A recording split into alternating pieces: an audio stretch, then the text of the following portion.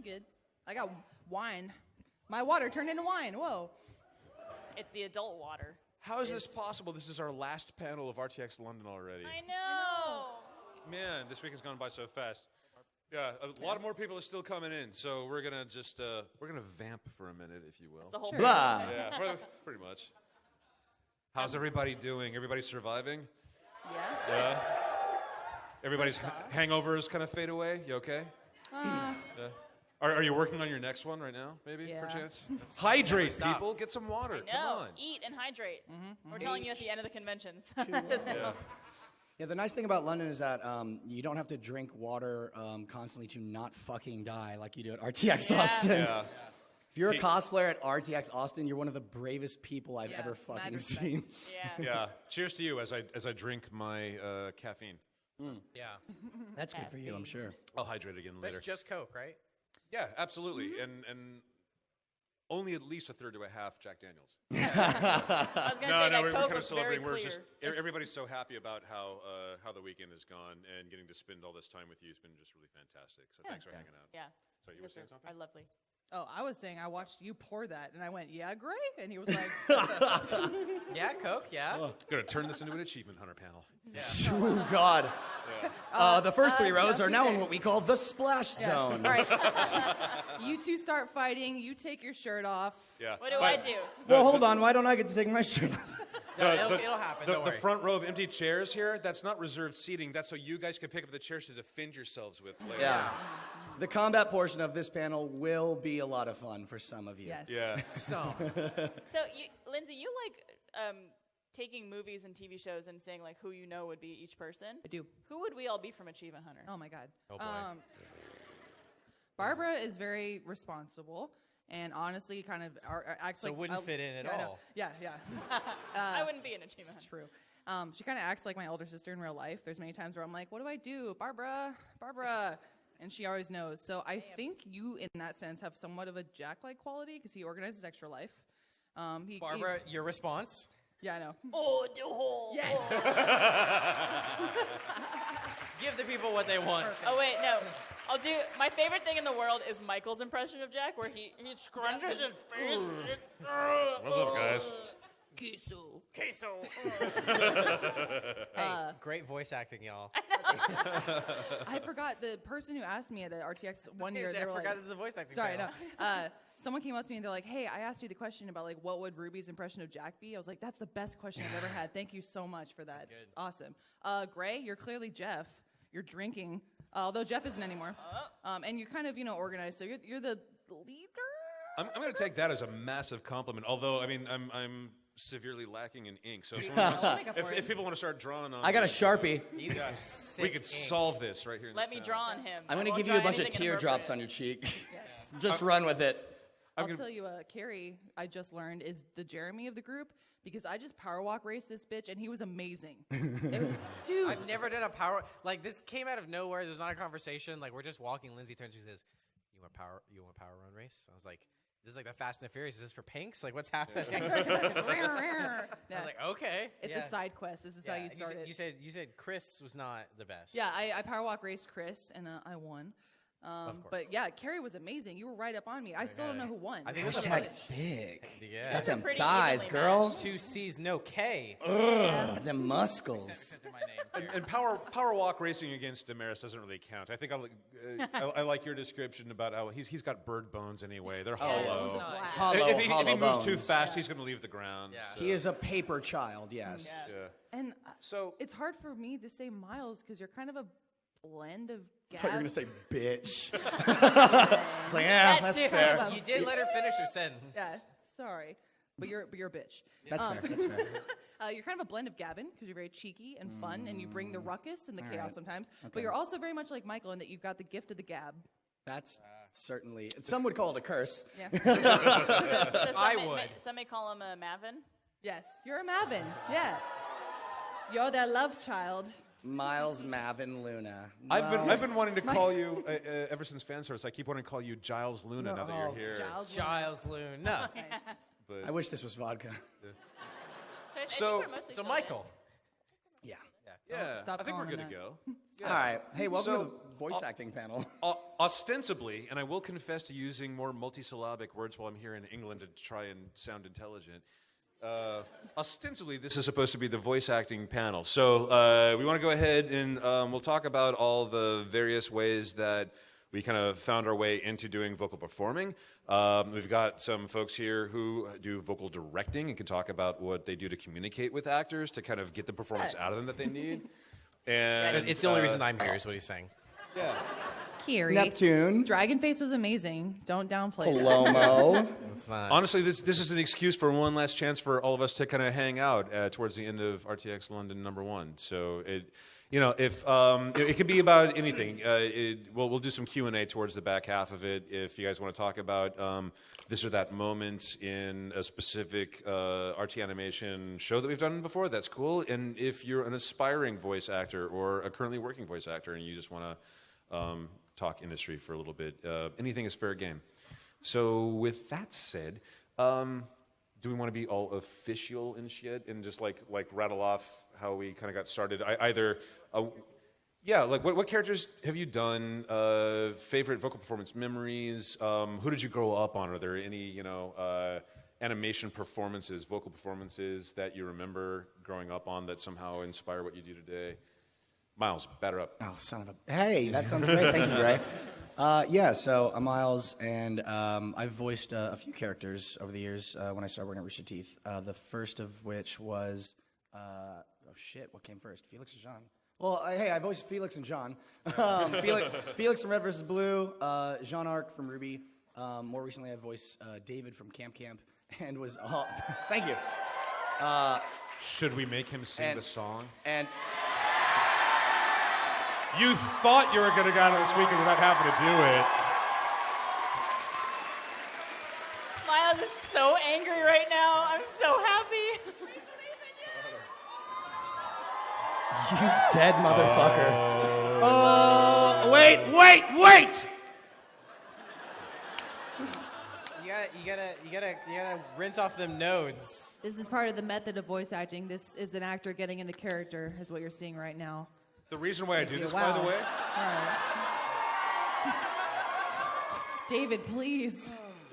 it's better to have us do Miles do this because I still haven't completely memorized the damn song. None of us have except Miles. Helps my stand. I don't know why. This is weird. Also, no one can look. By the way, all of you have to sing too. Come on. Oh, there's a place I know that's tucked away, a place where you and I can stay, where we can go to laugh and play and have adventures every day. I know it sounds hard to believe, but guys and gals, it's true. Camp Campbell is the place for me and you. We'll swim through lakes and climb up trees, catch fish, buds, bears, and honeybees. There's endless possibilities, and no, that's not hyperbole. Our motto's Camp ADM, and that means I'm telling you.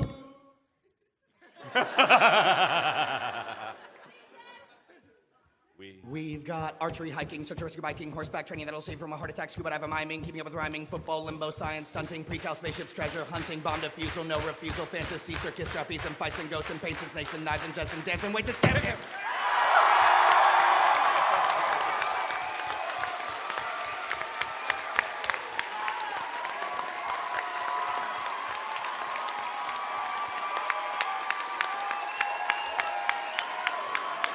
And that's Miles.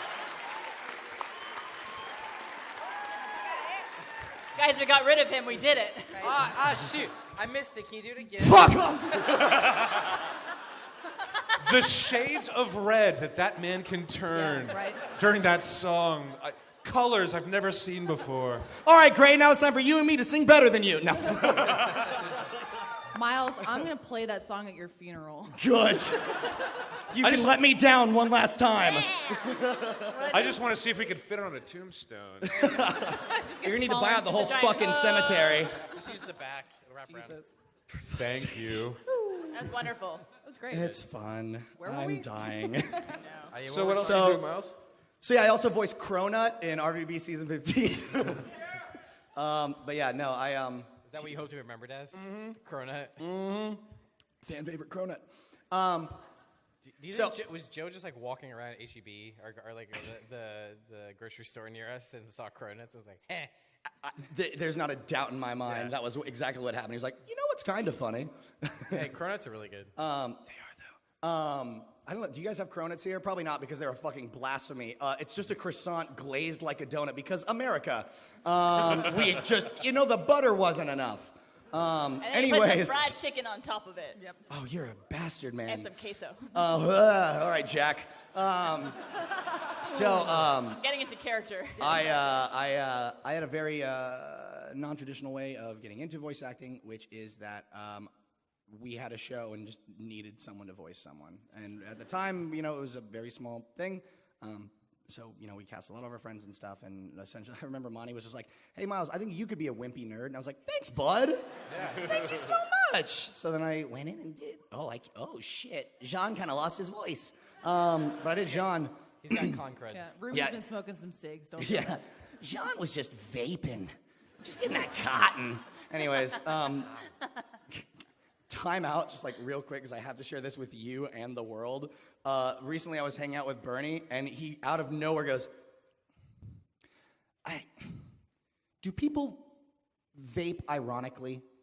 It was such a old person moment. Like, what is vape? What's that about? Let me top that real quick. I was Please. talking to Chad, who does vape, and we were like, "Man, you're like vape." We kind of give him shit for it, and he was like, "Listen, I was vaping before everyone else was." I'm like, "That is the most hipster thing Wait, I've ever heard in my life." we have vape hipsters? Yes. Yeah. Yeah. They did it Yeah, before I- it was cool I because had a it's still not humidifier in my cool. room growing up, so You had a humidifier. I kind of been vaping since elementary. Damn, Carrie.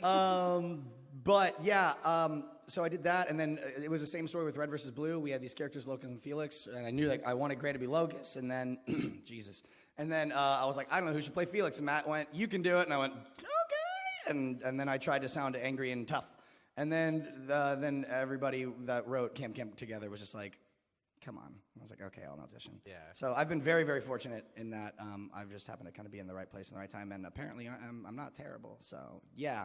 Mine's the least interesting. We're going to get through this. I would say mine is least interesting. Is I just fell into it because we needed roles in the same way, and yeah, I'm here for the directing side, not the actual voice. I'm saying this, though. I fucking wanted you for Palomo. I like Palomo a lot. Palomo's a little shit that you love. Yeah. Palomo Yeah. is my Like me. favorite new character in Red vs. Blue. Carrie's voice acting in that is so funny. My And favorite character that you voice, though, is the Geist Grim. Floyd. It's so good. No, nobody believed I did it. Like the Harley who animated a lot of that. She was like, "Who did this?" And I think it was Paula. I can't remember. Somebody said it was Carrie. She's like, "No, it wasn't." Yeah. No, the second I heard it, I was like, "That motherfucker."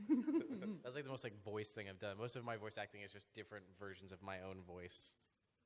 Well, I mean, I think we'll get to that in a bit, but a lot of people, I think, assume that in order to be a good voice actor, you have to have this tremendous range, like some Troy Baker shit or something. And I mean, obviously that's good, but I think we'll talk more about that later. That's not what's most important. What's most important is that you can act. I And think he vapes too. That helps. anyways, Oh, you didn't mention Dragonface too. Oh, Dragon! No, Neptune, I love et Dragonface. cetera. Yeah, Yes. Dragonface. Yeah, so Dragonface, Neptune, Palomo, Floyd. I did a random ODST in season 9, I think, of RVB. Really? Yeah. Cool. I was the one that was screaming at the ship as they were leaving. I was like, "No, get back here!" I had to do it 16 times. I think by the end of it, Bernie was like, "Yeah, it's good. Yeah, it's good. No, it's good. We're good." oh, I've got one of those too. Jesus. Let's see. I mean, obviously, Ruby's the first time that I've really had an official voice acting role, and I owe every bit of my career to Monty because he was the one who came up to me and said, "Hey, I would think you would be great for this character." He mentioned he was like, "I think you'd be good as Ruby or Blake. I'm not sure which because in real life I'm very chill. Like right now, I'm a heavy bass line. Believe it or not, they were not cast by hair color. No, yeah. Just to be Sorry. clear. But Okay, maybe one was. That's not what I was told. goodness. But then that launched another series of roles. Now I get to do Space Kid and Camp and Kimball, Red versus Blue. Oh, thanks.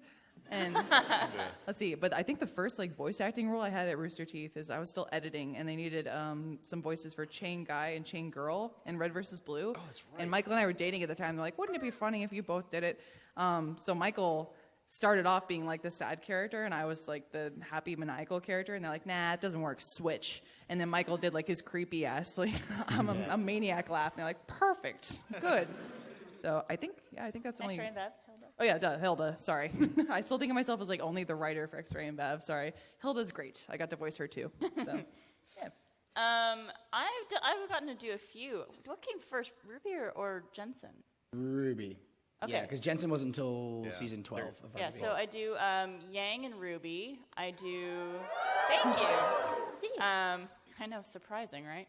I sound nothing like her. I do Jensen in Red versus Blue. I do Neris in Camp Camp, who's a girl, by the way, as a lot of people didn't know. Orf. I do Orf in X-Ray and Vav, and I do Cosmos in Fairy Tale as well. Yeah. What was it like going up to Funimation? That was so surreal. I went up to Funimation to record Cosmos. It was such a funny way that it happened. A few of us from Rooster Teeth went to go audition for them. I forget what year it It's was. like A couple of years. This was at least 2013, Yeah, maybe? it was 2014. 2014. 3 years ago, I think was the road trip. yeah. A bunch of us went up to audition, and I think the only person to get a part from that was Michael. And then And that motherfucker was about to not go. He's like, I'm not going to get the part. I'm like, Yeah. you go. they got Sting, right? Yeah. Fairy Tale. And it's like a year passes, and I get this email from this company that's just like, hey, we cast you as this role. If we could schedule some time for you to come down. I'm like, who the hell is this? This is clearly like spam or like someone trolling me. And I walked into the Achievement Hunter office, and I asked Michael, I was like, hey, who's your contact for Funimation? And he told me, and I was like, oh, shit. I think they just offered me a part, but we auditioned like a year ago. Apparently, they went through our audition tapes when they were looking for this character to cast, and they just heard my tape again and were like, yeah, she'd be good for it. But it was really cool to go down there because that was before we had our new audio booth set up. Oh, right, yeah. So their recording station is phenomenal. Everything is so professional, and they'll literally take your voice recording and edit it into the show as you're there so you could watch the playback instantly. Yep. And it was just, very surreal. And I was like, what the hell am I doing here? I do not deserve to be here at all. So that was super, super surreal. Yeah. But really cool. And it's funny because I love getting to do different characters, especially really nerdy characters, apparently. I think that's my specialty. I know Jensen was based off a character I used to do before I worked for Rooster Teeth. I was about to say, it's your fault entirely. Yeah. I did this character called Jackie Mittens. Jackie Mittens. Which maybe some of you know. This is when I was a fan of Rooster Teeth. I would make these stupid videos of me. I was in college still, and I had a retainer that I put in. And my name was Jackie Mittens, and I was like really excited about learning and studying, and I like cats a lot. And I did all these videos. Your hair was great, too. And Miles, I guess, stumbled upon these videos. Oh, you sent it to me. We were working late one night. You sent it to me, and I cannot remember why. I think we were talking about like embarrassing stuff we did when we were younger, and you were What's like, embarrassing about that? I don't understand. you were like, you can say literally anything, and I'm going to beat you. And then we're just like, check this out. Meet my friend, Jackie Mittens. And because of that, I got cast as Jensen in Red versus Blue. And that kind of spurred into Neris a lot, but it's like two different nerdy voices. Didn't you do something the first time I had you read for Jensen? Didn't you bring in your old retainer? I brought in my old retainer, I know. And the thing is, it didn't fit anymore, so I just was trying to record a voice with like a piece of plastic in my mouth. So method. After the first take, I was like, let's try that again. Maybe without the retainer this time. Here's a paper clip. Yeah. I've bent it. But yeah, you kind of just learn how to talk as if you have a retainer inside, and it's kind of like you squish part of your mouth inside and you spit a lot. Yeah. So I'm sorry to the audio people and this microphone, because it's nice and wet now. It's yours now. I still love the way that you became Orf, because in the beginning of X-Ray and Bad, there's a little girl character who ended up being played by Maggie, who's head of 2D now. And Barbara's reading the lines, and it's like, yeah, the cat's name is Tiddlywinks. And she's like, Tiddlywinks, you're safe. I'm like, okay, go. So she did it in Orf's voice. We're like, all right, that works, but like, let's try it for the robot real quick, just because why not? And we're like, yeah, this is perfect. Now Yeah. she'll be just a cute little like baby robot. It's when they were going through the casting process for the show, and there was like a few different side characters, and I was like, oh, I think I could do a little girl's voice, so I went and I was like, Tiddlywinks, you're safe! And then both Lindsay and Jordan were just like, I got a shot for Orf. And I did. She's perfect. Turns like, greetings, how are you functioning today? And one of my favorite things, too, about X-Ray and Vav and doing Orf is that I also do all the sound effects for the movements. yeah. So, like, the And that's put it into the show. I love the noise you did for the scanning. There's one part where she's like scanning a dumpster. It's like, wow, wow, wow. Yeah. All the sound effects for Orf are like part me, part computer. Great. Awesome. Yeah. I still remember hearing that. Yeah, so Barb's going to be an X-ray and Vev. Cool, awesome. Yeah, as Orf. Huh? Yeah, and then you hear the audition tapes. It's like, yeah, it was perfect. Yeah. Thank you. I love hearing that kind of stuff. Yeah, which it kind of is. It kind of reminds me of Jordan doing the platypus from Camp Camp. Yeah. Whack. That is a 3-person platypus. Oh, that's right. No, we're actually mixing togetger. I think he does the mwacks. I think Alina does the hisses. Okay. And I do the. Nice.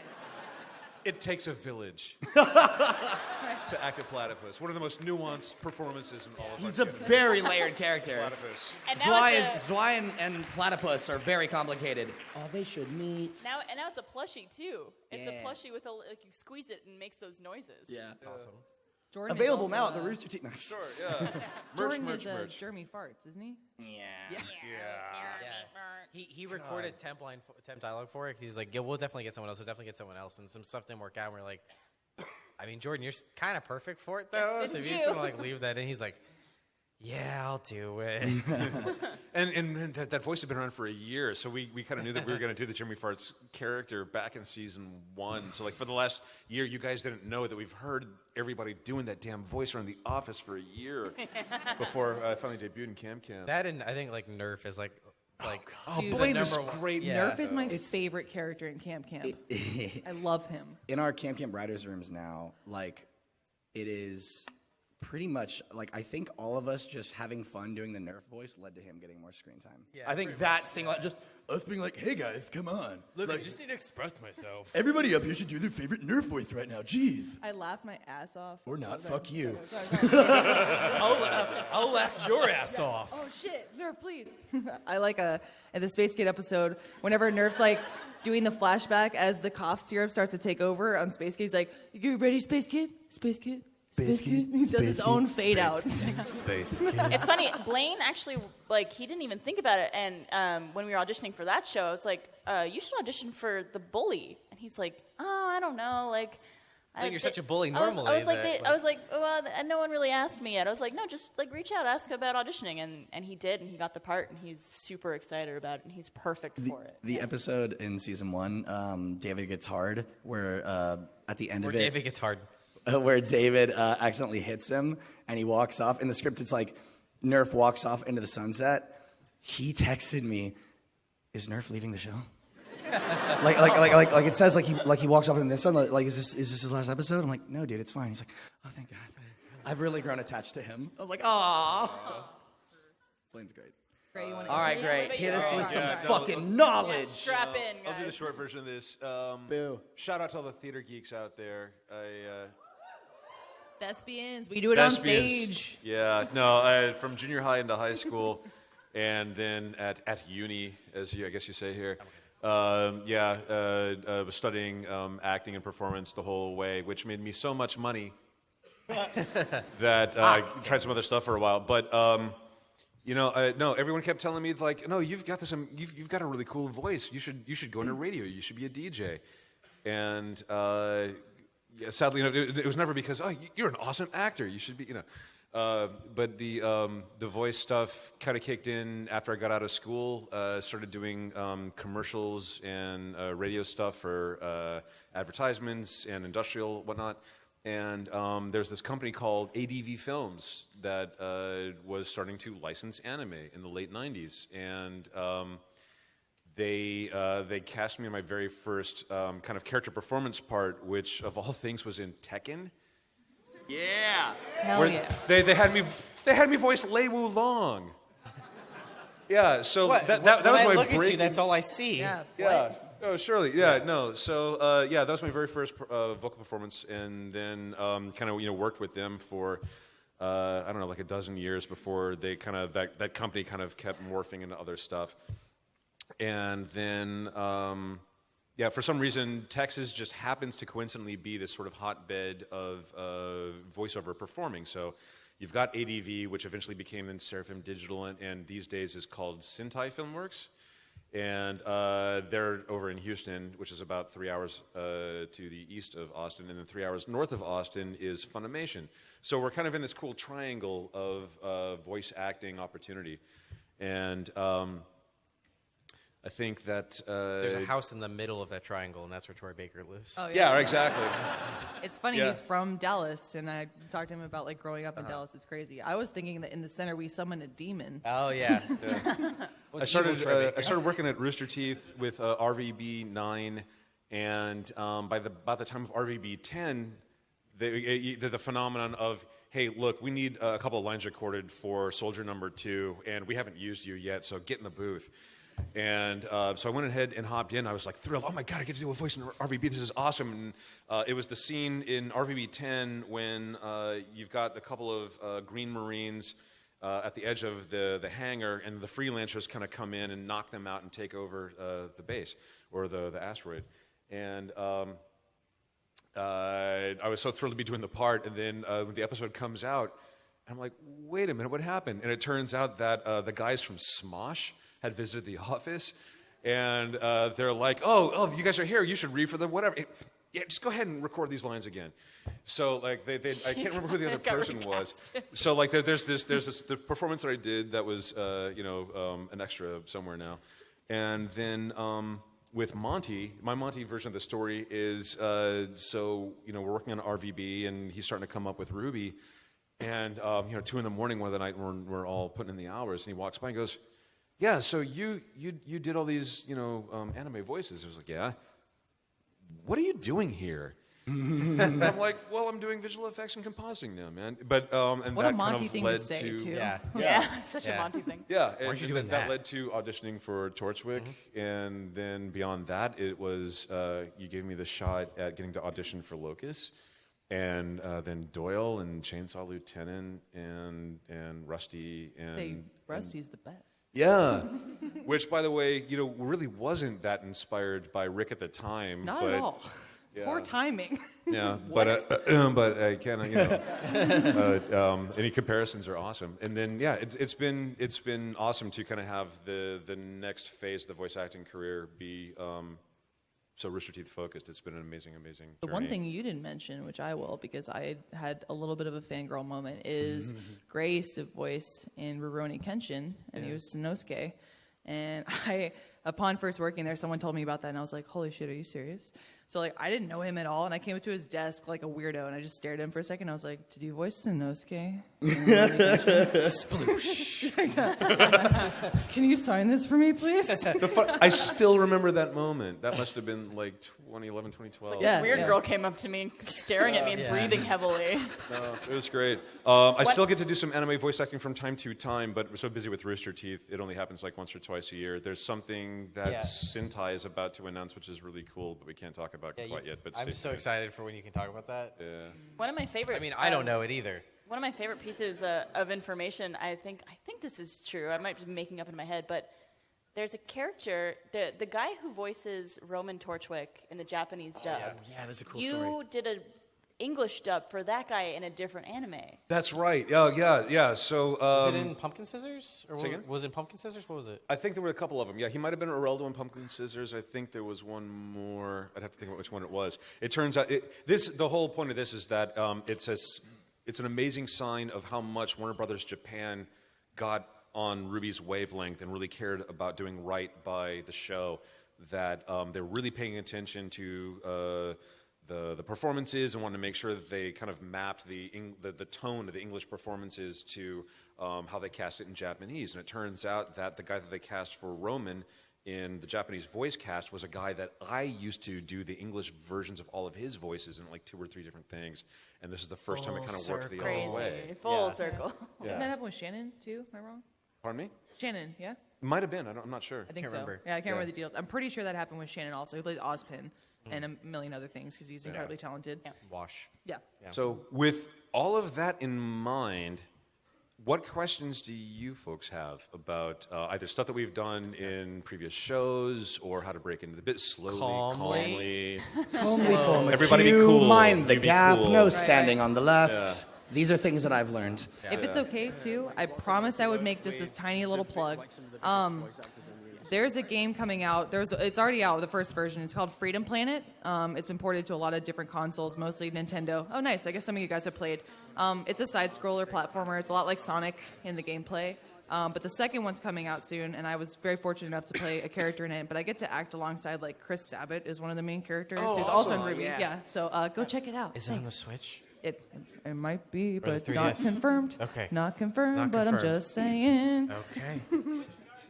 I'm playing Corazon T is her name, or Cori for short, and I am a green space cat who pilots a ship for evil. That makes sense. Yeah, but that makes what- that makes 100% sense. who do you act as? Oh yeah, sorry, yeah. Speaking of Lindsay voice Jones acting, is I'm the going to character. go ahead and drop this here. A lot of people have been like, speaking of announcements, all the Blade Blue stuff that's been happening. You know, Ruby's in the game. We've announced why that's happening. It's going to be on the PS4 and the Switch and Steam and all that. There's been a lot of chatter. We've seen a lot of people starting to ask some questions. Either, it's either weird to hear the English and the Japanese performances at the same time, or hey, I was listening to that trailer and that's kind of odd because when the two characters fighting each other, that sounded kind of different. Go back and listen to those trailers, and if you happen to notice when one character is fighting another character, if the characters sound a little different, there's a reason for that. So, Wink. Go back, wink, nudge, Wink, yeah, wink. yeah. That's all we're gonna say about that for right now. Q&A. Yeah. Where do we want to start? Let's start on this side. Let's start with Yang. Hello. Hello. I was wondering. I know that like when you've watched a movie and a quote, just you connect the quote to the movie. Has one of your character voices ever come out at a moment where it was just wrong, like in bed slipping into Felix? What the fuck? Wow, we're already there. Girl, what you assuming about my fuck life? Damn.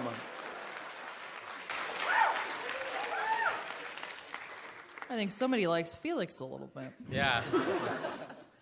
I mean, when we were doing, we're coming in for this event, we were doing, going through Borders and Customs, and I put, like, occupation says, I just put actor, because it's way easier than explaining what the fuck we're doing here.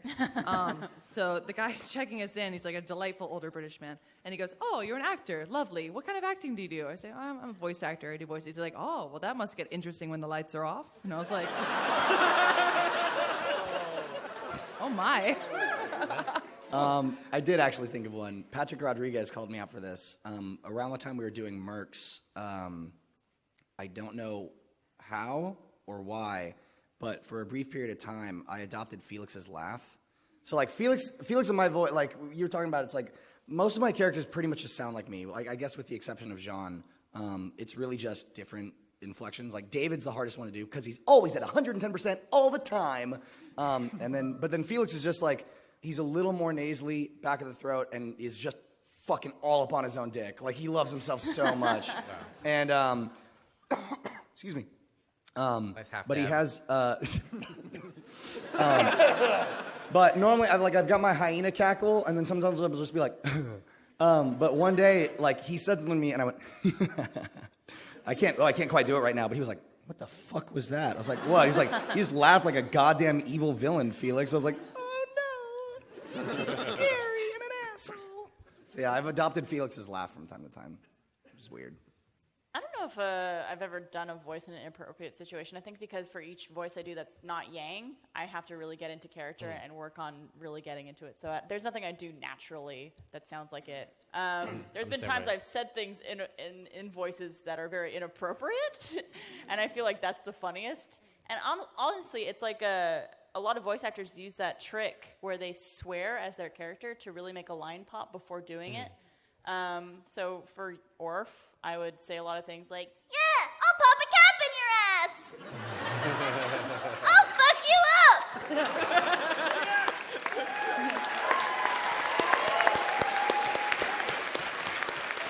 God, I just want an Orf plush that says shit like that. Yeah. It's like we'll make a bunch, and then one in every 10,000 Yeah. is like has that voice box. Say what again? Say what again, motherfucker? Suck my dick, bitch. Yeah, choke on my dick. That's when Hilda implanted the back alley upgrade. Back alley upgrade. I can't say I've ever busted out any of the voices in a completely inappropriate situation, but at this time I'd like to announce the Locus ASMR channel. Ooh, ooh. Miles would listen Well, and get hard. That's not you how have kids. ASMR works. You have 2 kids now. I've right? got yeah. Yeah. Do you talk to your kids in voices too? Because I find myself doing that with Iris all the time. Little bit. It's been kind of fascinating to me that my older one, who's about to turn 3, she's actually kind of made the connection. So she's been growing up on Ruby Chibi for like the last year and a half, and it's how we taught her colors. Like she's like, okay, so who's that? It's Ruby. And what color is she? Well, she's red. You know, and it kind of goes from there. He is red. But she's actually kind of figured out. Without telling her, I don't think we actually explained it to her. But she figured out that Torch is dad, which I'm sure is going to cause no small amount of therapy down the road. You're gonna see that kid strolling down the hallway with a bowler hat and twirling a cane, and just like, we need to take her to therapy now. She can cosplay as Neo. I'm staying the hell away from your daughter. Yeah, thanks for the question, though. Thank you. Yeah. Hello. Hi, I was wondering, since Ruby Volume 1 and RVB, a lot of the cast has been sort of friends of Rooster Teeth or internal Rooster Teeth, but now, Ruby Volume 4 and 5 and Camp, what's it like for you as the actors and the directors and all of that to work with some of the biggest, voice actors in the industry, Vic Mignogna and Chris Sabat? Is Scary. Terrifying. Yeah. Awesome and horrifying. Yeah. Short answer is it's a little crazy. Yeah. I think they're all incredibly nice. We've yet to work with somebody that was a jerk or anything like that. Yeah. I just thought of something I haven't thought about in years, and it's the first time we had a call with Jen Taylor, the voice of Cortana and Salem. Oh, right, yeah. So that was volume 1. that was Volume 1, back when it was all of our friends still in the show. Like the whole opening monologue of Yeah. the first But episode. before And, she was before to the audience before she was a character. Yeah, Monty was supposed to be there, and then last minute was like, "Lol, nah, not gonna make it. Sorry." And we're like, "What?" Yeah, because he had been to I think it was right after a PAX or something. He had talked to her and met her in Seattle 2 weekends before or something like that. Yeah. So it's we know it's all right, cool. My talked to her, my knows her, we're fine. He's like, "Nah, I'm not gonna be there. You guys got this." And we're like, "What? No, don't do that." I remember we got on the call and immediately just tried to make a little bit of small talk, because that's what we were used to, is that our friends come in, so we'll talk to them a little bit and then get it started, which I don't know if that's necessarily professional. But I remember we were like, okay, so normally what we'll do is we'll do a read through once, just get the vibe of the scene going. We can ask some questions, feel it out, maybe discover something new. And then what we'll do is we'll go back and we do what we call a 3-pass, which is when we read through the scene again, but every time the performer hits one of their lines, they will read it 3 different times with a slight pause in between with slightly different inflections. And what that does is it gives you a wider range of things to look at, and maybe they'll throw something out there that you didn't necessarily think of, and you go, "Oh, I liked your second take. Let's explore that again. Let's get another take of this." And Or read 3 is the crazy take. yeah. So she said, cool. Well, let's start the initial read through, which again, it was just a monologue. And she read through it, and Carrie and I realized that it was perfect on the very first try. And we realized that we had her for 50 more minutes. And weren't quite sure how to handle that situation. Yeah, so it turned into that was great. Hey, that was amazing. Slower? Oh, God. We, to this day, still don't know what we're doing, but No. good Lord. Okay, now faster. We're getting wild on this one. Yeah. As far as being actors goes and getting to work with those people, it's Miles and Carrie and a lot of us were huge anime nerds or video game nerds growing up. So I've been watching someone like Vic since I was 12. So now, again, to get to act opposite of him is the most surreal thing in the world. But yeah, very, very intimidating, and it pushes us to try and strive to be better with each episode. Ideally in the future, maybe we could work with people like Tara Strong. Just throwing it out there. Yeah. Thanks for the question. Yeah, and this kind of brings up, whether it's about directing or industry stuff or Rooster Teeth specific stuff, it's all fair game. So bring it on. Next question. I was wondering, from a directing or vocal standpoint, is it different voicing a character in an anime or one of your shows than it is doing a game? I'm sorry, can you, is it... show versus a game? Yeah. Yeah. Is that asking? Well, we just did recording for Blade Blue, and that was awesome. Well, you did. But yeah, sorry, I didn't. We, the royal we. You and Rooster Tara. Teeth We did. Yes, yeah. Yeah. Yes. And actually we did, good point. We just announced that Weiss is now also in Blade Blue. I don't know if you guys saw the announcement or not, but awesome. Yeah. So that was awesome. I love voice acting in general, and with our properties, we have the luxury of being able to voice act however we want, and then they animate to it. Whereas with a lot of dubbing, they have to match the mouth flaps, and that gets very confusing. So I haven't had to dabble with that yet. But with video game voice acting, it's interesting how repetitive and taxing it is, because you don't really think about the fact that the person who's playing the character has so many different selections for things. So it could be one action, but you got to say it like 8 different ways, right? Like, So I gotta do it again. Think about how many times you'll have a character call out that they're reloading in a video game and realize that they need to have a plethora of different ways to say it. Reloading. Getting a new mag. I'm reloading here. Yeah. Reloading. Because if you just had one, Where my bullets at? if you just had one, it becomes a fucking Sonic game where they only record one line of dialogue and say it over and over again. Dr. Eggman! Right. Yeah, I mean, Lindsay, we recorded. I don't even think it was everything they need for the game. Oh, we got and more? Yes. I think so. And that took like an hour and a half just for that. And a lot of it was, there's a lot of lines in there. There's like attack names, and then it was also just a lot of like, yeah. Yeah. Well, I was excited for the attack names because I wanted that moment. And again, going back to like being a video game / anime nerd, like I love the moments when characters scream the name of their attacks in the most like epic way ever, and like the sounds vibrating all over the place. So I got to do that with some of the attacks also, and I think we made up some new names for some attacks. I'm not sure. Yeah. We named some things. But it makes me respect a lot of actors who do voice acting. Dude. That happened in the interview too. Damn it, I do it every time. But I respect the actors who are involved with the video game voice acting too. And not only do they do voice acting, but they do motion capture. So things like Troy Baker in Last of Us. It's insane. I can't wait to do stuff like that. Well, as I say too, like, sorry, real quick.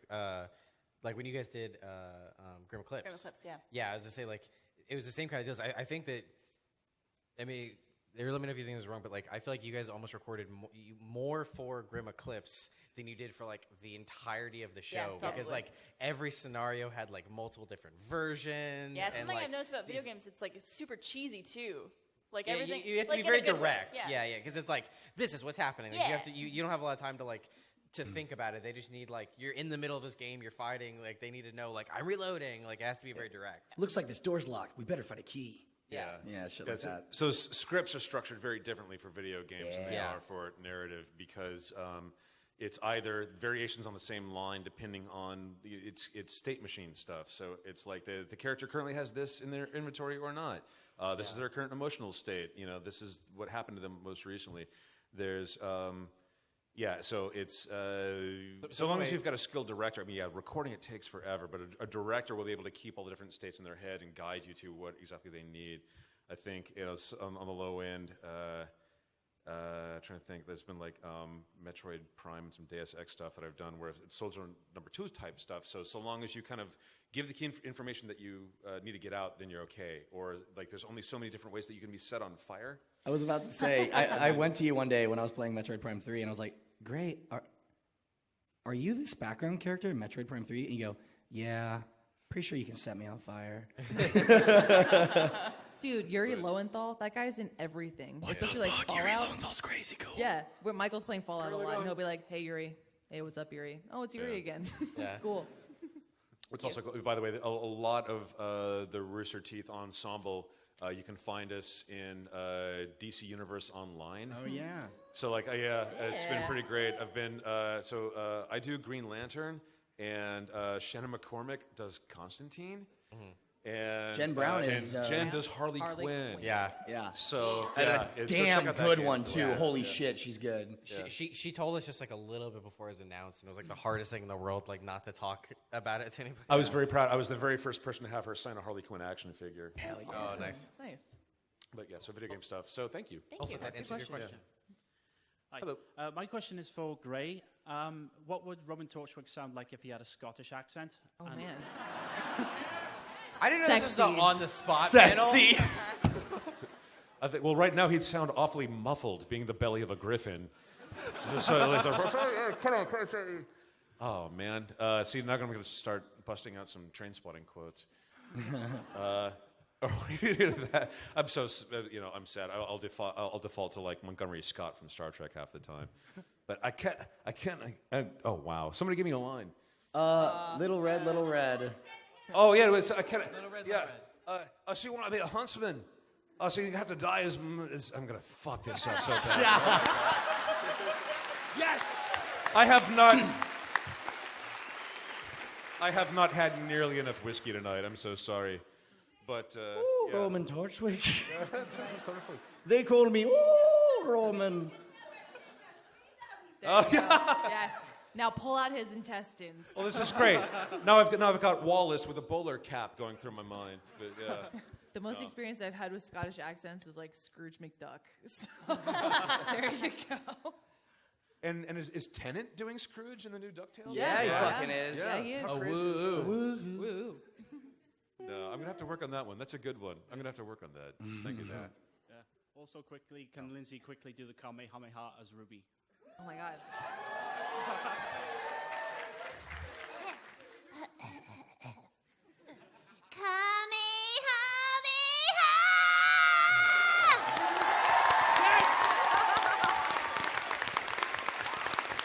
All right. Now, Spirit Bomb, just hold it for the rest of the panel. Can you write that into the show somehow, please? Oh my God. Sean, That was Sean Schemmel, amazing. if you're watching, I love you.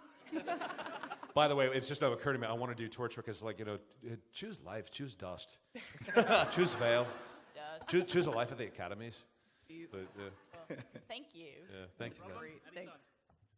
Hi, I was just wondering, what was your reaction the first time you saw a Japanese version of Ruby, and whether it was weird seeing the characters with different voices and... Awesome. I was like, this is better than I'll ever be in my whole life. I think my favorite thing that I saw was, it was Volume 1 when Yang fights the bears, or the Ursas, and I don't know if it's like I think it's a Japanese thing, the ura, yeah, where she's like punching it and doing that thing, and I was like, we can incorporate that in English somehow.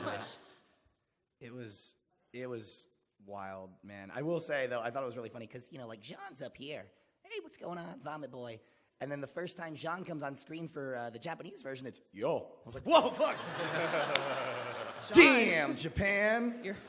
It was pretty surreal to have been, falling asleep to Crunchyroll the night before and, watching 2 or 3 different things, and then to have the first sample of their edit get delivered the next day. And it's like, those were all the people I was listening to last night. No, It was pretty surreal. I'll never forget the moment where we got the email where they had sent over their.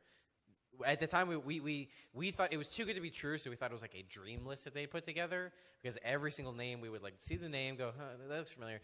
Go to Wikipedia or IMDb and be like, oh my God, they play this and this and this and this and this. And then Gray reread the email. It's like, no, this is not like the dream list. It's like, these are the people that we have lined up. We just have to approve it. Could I and do we're an like, impression of what you guys look like coming in to tell us who the Yeah. voice cast Please. was? This is Please. exactly Miles, Carey, and Gray. This is how they were walking around the office. So they came into my office like this.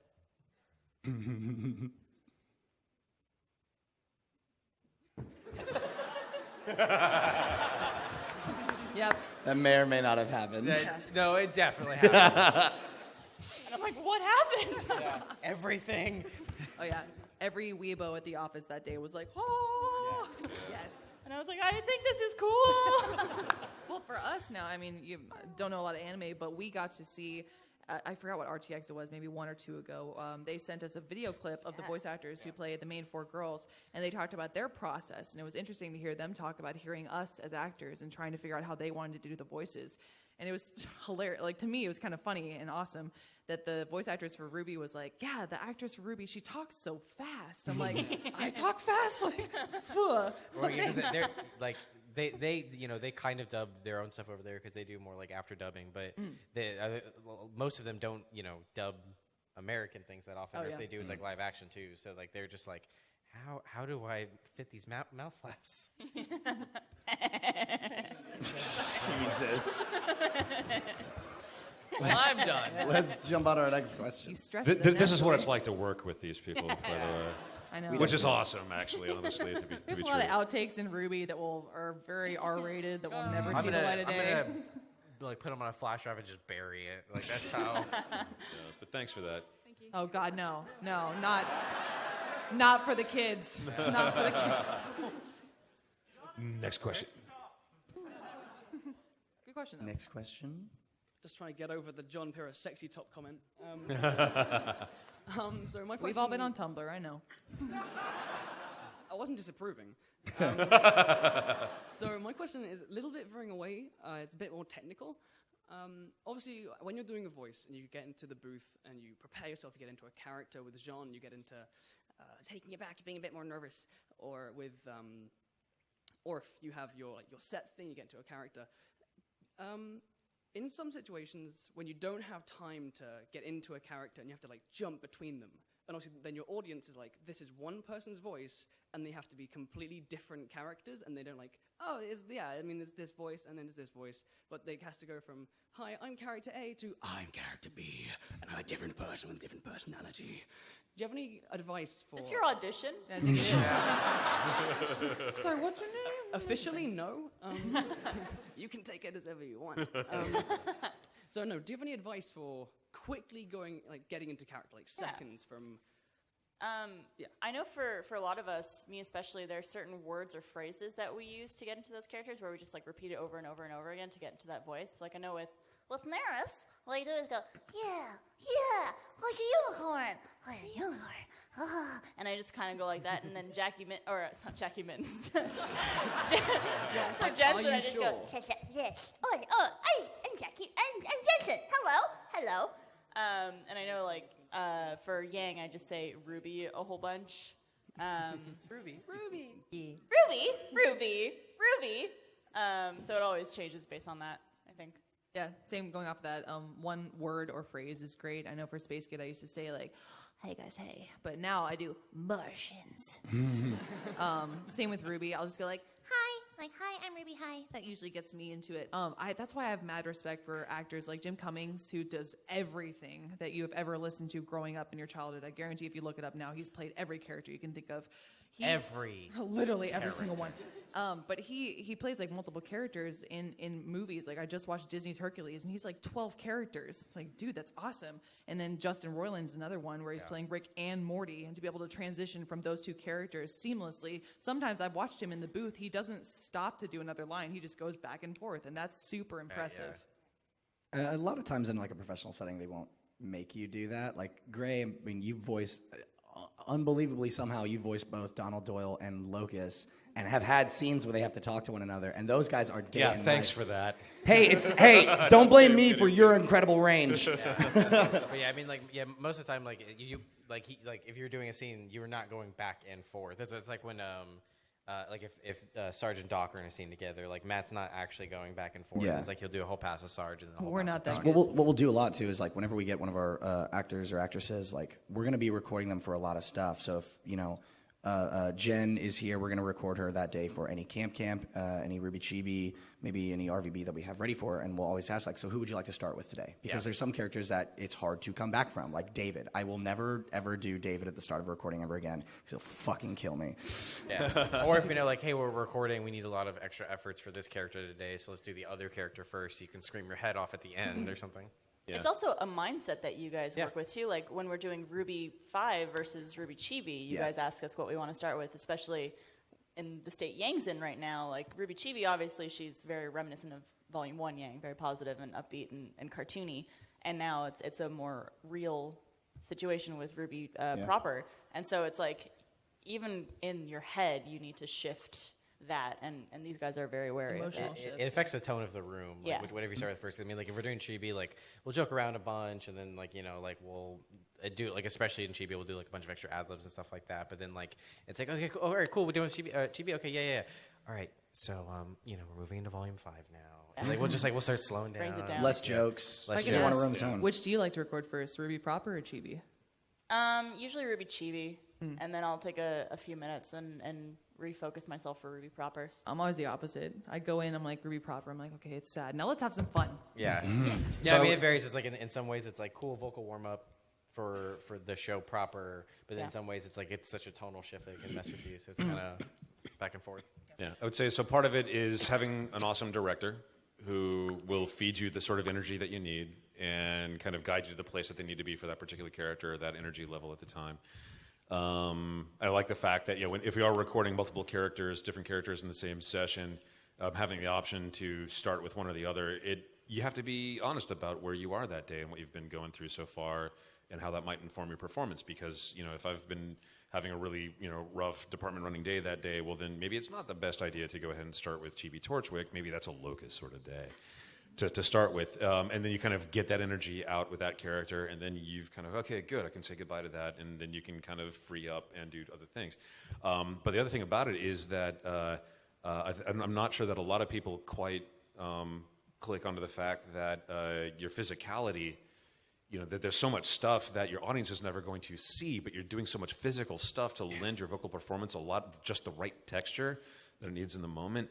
Occasionally in the behind the scenes, you'll get just the tiniest little bit of that actor's tricks of like things that make no sense. It's not exactly like the gesture needs to be exactly like the gesture like you think it's going to be in the shot. It's the thing that you need to do to kind of get the thing out of your voice that the voice needs right then. Thank you, by the way. One of my favorites, one of these I posted was, I can't remember exactly what Ruby Yellet was, but you were kind of doing your dolphin movement. Oh yeah, I was like, oh my in god, the oh my God, booth oh my to God. kind of get that sort of tremolo in the voice for Ruby. For Blade Blue too, we had one where she there's an electric attack that someone else has, and they're like, act like you're being electrocuted, and I couldn't figure out how to do it, so I just grabbed the air and I went like. But yeah, I mean, so it has a lot to do with your posture and how tense you are. I mean, like with Locust, you're gonna really gonna tense up and kind of try and hold everything and kind of get his sound out of the way that way. And then for Doyle, it's a lot of energy to it and a lot of there's a lot of additional stuff in your bag of tricks that you can bust out that no one will ever understand because it's not necessarily voice related, I guess. Yeah, I've even been wearing when I do Yang in Volume 4 and 5, I've been wearing a hoodie so I could kind of nice. sink Emo into kid. it a little bit, and sometimes I put the hood over the headphones and just kind of come into myself a little more rather than being able to be a little more free with it. Yeah. I take off my shoes when I I was play about to Ruby. mention that. Yeah, a lot of people take off your shoes and get barefoot to kind of it's more It's childlike. texture and haptic sensation to kind of take you out of your headspace and be more in tune with your a environment. lot of people like to hold on to the side of the booth if they can or something like that. If you get the opportunity to go into a booth to record something, try not to wear jewelry that day or loose hanging things because you're gonna want to especially when you're doing efforts, you're gonna want to actually punch and a little bit is okay. But if you've got jingly stuff or if you've got too much loose cloth, we'll start to pick that up and stuff. So you got to be careful with that. Saggy tits. Exactly. Yeah. Yeah. My saggy tits get in the way so much. Damn it, Carrie. All right, we're running low on time, but let's see if we can get another question. All right. Thank you. One more question. Hi there. I'm glad I prepared 2 questions because that was my question. Okay. Well, so as directors and voice actors, what would you say to other people that are in the booth that you're either directing or you just want to help out to help put them at ease or otherwise help get into a voice? I think, and I've learned this, I think, from you, Gray, is a phrase right before we get in. It's like, cool, let's have some fun. Let's go play around. Cool. That's it. Because that's all you're doing. You're just playing pretend. And you can, you know how to do that when you're a kid. Yeah, you get in the booth with them and you turn off the lights. Don't do that. Let's have some fun, Play some hey. Nightcrawler And then we instead. call for HR. Because I really do though that you need to get into that mind space of don't take this too seriously because you're not you are playing pretend. When you're acting, you're being very vulnerable and being something that you're not, and you have to be that 100% fully. You can't be afraid to scream bloody murder or laugh like a crazy person. From a directing standpoint, I think the biggest thing is I kind of mentioned it earlier, but you do kind of all have to adopt the same tone that's going on in the scene. It's very difficult to be recording a serious scene and maybe somebody has to cry or scream in anger, and then you make a joke in between takes. It's ha ha ha. All right, let's do the next one. It does that tone's just gonna throw them out of it. So it's from a directing standpoint, it's trying to be consistent with the scene and have the same vocal tone as that they're doing as well, so that everybody kind of stays on the same level. You don't take them out of it. I would suggest if you are a director and you're working with actors, and this is something I was fortunate enough to have with X-Ray and Bav, is I think directors should take acting classes or at least understand the acting process because that helps translate so well. When you're trying to get something as a director, you don't want to tell an actor, say it like this, because one, it's a little bit insulting to their craft because you're saying hey, I don't care what you think about the character. I want you to say it like this. That's it. And two, it really kind of it stamps on the process of like finding the motivation behind the line, but you can still guide them as a director, and that's kind of your, like, literally you're directing them toward the line. So that helped with X-Ray and Bad because Gavin and Ray never really did any kind of narrative acting before. So it was interesting to trying to get them to understand what I wanted. And then at the same time too, now if you work with professional voice actors or seasoned actors, you understand their mindset and their process and what they're going through. I just like how it's also a two-way street. I mean, some of the better actors that I've worked with are the ones who also have kind of an understanding of what production needs. Yeah. And it doesn't turn into this sort of, oh, I'm a diva, I'm a, magic, whatever. It kind of turns into, no, really, this is the limited amount of time we have to figure out this performance. Come on, let's go. And it's about being sensitive to the director and figuring out exactly what they need. And when you can kind of tell this a little hesitant because there's, what you've been doing so far might be fine. It's not a qualitative judgment thing that's happening, but you can kind of still tell that they're trying to find something. And it's about you trying to provide as many options as possible until they can kind of go, they can react in the moment to say, oh, that's actually closer to what this moment needs. Yes, please, more of that. And you kind of just keep dialing things in. And a lot of times it's not like, do take and it just gets like closer and closer and closer. Like we've had like, this has been across the board. It's like, maybe if an actor or actress is struggling on a line or something like that, it's like, we'll do 3 takes. You're like, okay, maybe, we'll try this one with this different idea. We'll do 3 more takes. And it's like not quite sitting. We'll do 3 more. And it's just like on that last one, it's like, nope, that was it. Like, it was just like, it's not like it built to that. It's not like all of the other ones like were a part of that in like this way. Sometimes it's like, nope, you just hit it now. Like that was kind of it. So it's, but I think the experience is important. We were chatting. I think we can actually handle 1 or 2 more questions. Let's keep going. Thank you for that one, by the way. That's a good question, yeah. Yeah, 1 more. Hello. What's the weirdest thing anyone's asked you to do in your character voices? One time a girl in bed told me to talk like Felix. I'm just kidding. I'm just kidding. I just wanted to make that one person's day. People ask me to swear like David a lot, and I don't want to do it. People ask me to swear as Ruby, and I don't feel comfortable doing that. I'll do Jean. Yeah. Fuck it. Yeah, you do. I like to find G-rated swears. Like someone on Extra Life asked, like, can Ruby read 50 Shades of Grey? And I was like, oh, God. So I was like, oh man, what the truck? What's happening? Put it where? Oh. Now that's a katana. And a penis. My clitoris. She does like tuna. Oh, God. What? Lord have mercy. Woof. Yeah, I don't know. If someone needed me to sound like Locust, I don't know. I don't want to know why. Laura's not into that? No? Yeah, no. Yeah. And on that note. Hey, tonight, I want you to do the Doyle voice. Oh, goodness. Well, hey, thanks for coming out, you guys. Yeah. And listen to us talk a whole bunch. Hopefully you guys had a really fun weekend. We sure did. Thank you so much. Thank you so much for hanging out with us, RTX London, the very first one. Thank you so much. Take care. Be safe. We love you. Good night. Hello. Wait, let's get a picture all together. Hold on, wait. We're doing? Yeah. I think I play the music. I mean, you can play the music. Music ain't gonna ruin the picture. It's like your Ellen. Searching bins for those holes.